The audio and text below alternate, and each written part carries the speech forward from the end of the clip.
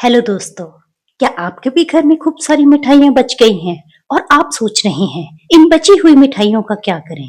तो कोई बात नहीं, आज मैं आपके लिए लाई हूँ इन मिठाइयों से बनने वाली एक अलग तरह की मिठाई जो बच्चों से लेकर बड़ों तक सबको पसंद आएगी।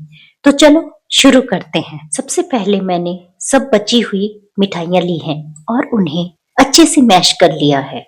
अब इसे हाथों की मदद से अच्छे से गूंद लेंगे। ये जितना सॉफ्ट होगा उतनी ही सॉफ्ट हमारी मिठाई बनेगी, इसलिए इसे अच्छे से गूंद लेना ताकि इसमें कोई लंप या टुकड़ा ना रहे। और देखिए इस तरह से ये मिठाई का आटा अब बिल्कुल रेडी हो चुका है। सबसे पहले हम इस आटे को दो पार्ट में डिवाइड कर लेंगे। दोनों का साइज लगभग बराबर होना चाहिए ताकि दोनों की लेयर परफेक्ट बने। अब पहले पार्ट में डालेंगे 2 से 3 चम्मच कोकोआ पाउडर। हाँ, यही चॉकलेट का मैजिक बनाएगा हमारी मिठाई को स्पेशल।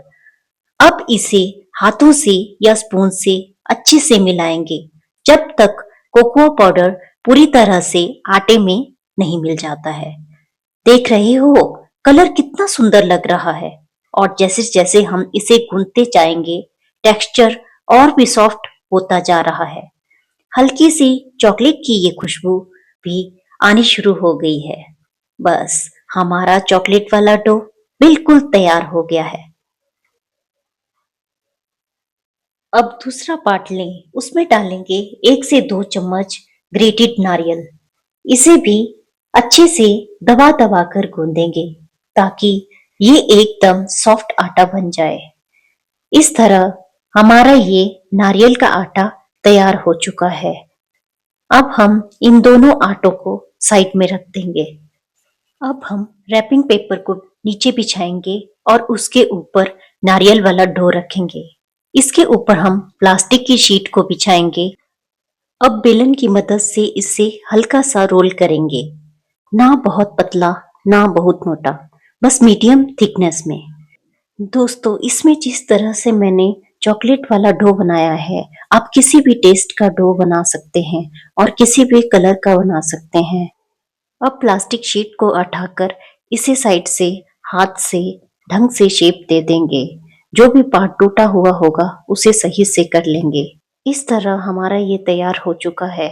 अब हम इसे साइड में हटाकर दूसरा डो जो हमने चॉकलेट वाला तैयार किया हुआ था उसे लेंगे और इसे भी सेम तरीके से बेल लेंगे। डो बनाते वक्त इस चीज का ध्यान रखना कि डो थोड़ा सा सॉफ्ट हो, क्योंकि अगर डो सॉफ्ट नहीं होगा तो ये अच्छे से नहीं बेला जाएगा।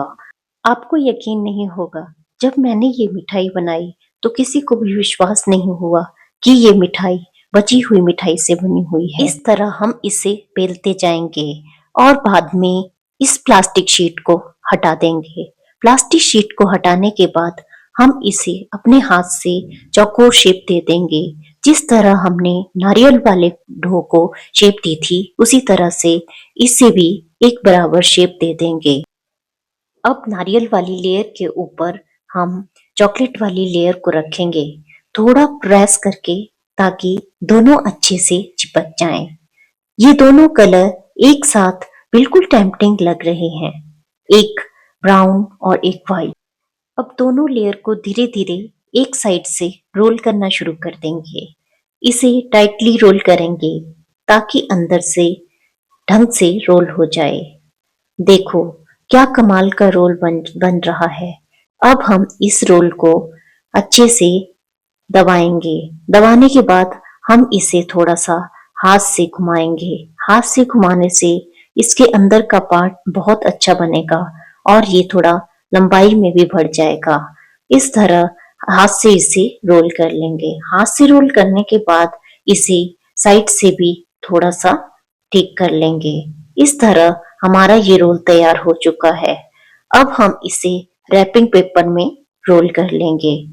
रैपिंग पेपर में रोल करने के बाद हम इसे फ्रिज में रख देंगे। फ्रिज में इसे 1-2 घंटे के लिए रखेंगे। 1-2 घंटे फ्रिज में रखने के बाद जब हम इसे बाहर निकालेंगे तो हम इसे छोटे छोटे पीसेस में काट लेंगे। छोटे छोटे पीसेस में काटने के बाद हम देखेंगे कि हमारे ये रोल बहुत टेस्टी लग रहे हैं और देखने में भी बहुत सुंदर लग रहे हैं। तो आप भी इस रोल को बनाइए और मुझे बताइए कि आपको ये रेसिपी कैसी लगी।